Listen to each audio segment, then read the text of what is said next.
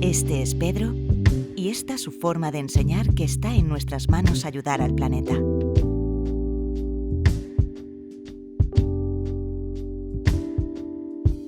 Esta es Cristina y su forma de explicar la importancia de cuidar nuestros mares y los retos de conservación a los que nos enfrentamos.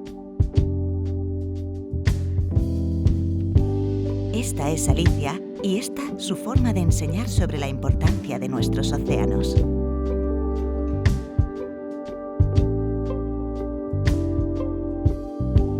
Esta es Ana y esta su forma de enseñar la importancia de trabajar en equipo.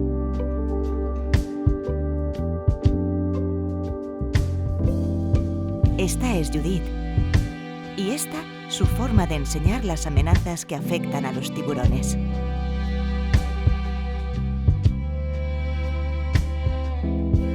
Esta es Mariló y esta es su forma de enseñar todos los misterios que esconde el planeta rojo.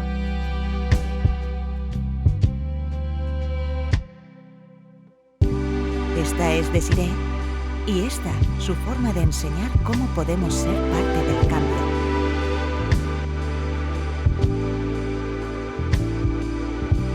Esta es Marisa y esta es su forma de enseñar la pasión por la ciencia.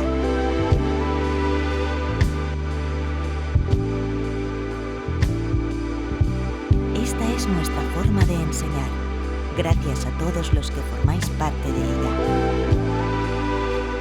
Ven a conocernos.